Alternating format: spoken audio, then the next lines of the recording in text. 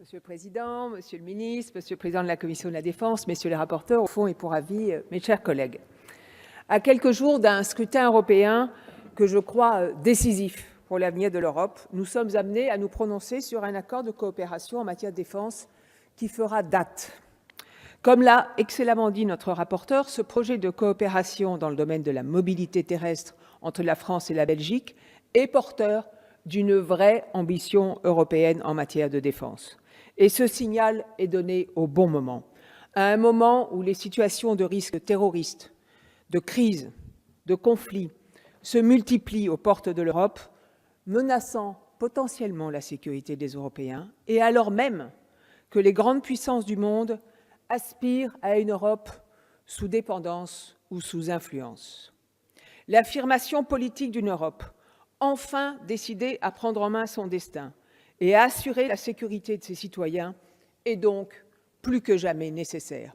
C'est pourquoi les Européens doivent développer leur capacité commune d'analyse des menaces et se donner les moyens d'intervenir de manière autonome pour y faire face. Ces impératifs trouvent aujourd'hui, avec l'accord franco-belge qui nous est soumis, une application très concrète.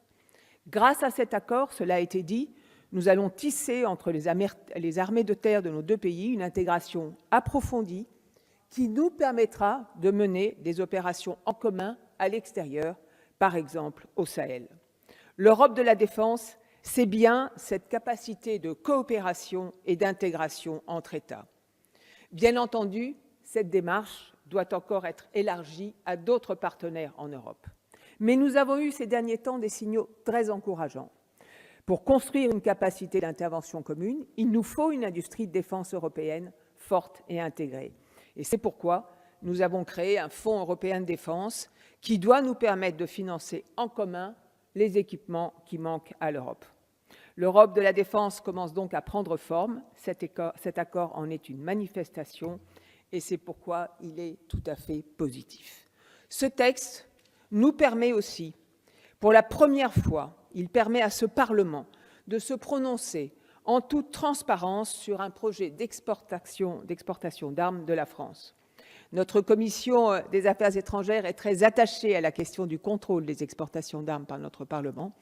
Nous avons mis en place une mission d'information conduite par nos collègues Jacques Maire et Michèle Tabarot, qui fera des propositions avant la fin de l'année pour améliorer le contrôle démocratique et renforcer la transparence sur ces exportations, à l'image de ce que font déjà de nombreux parlements.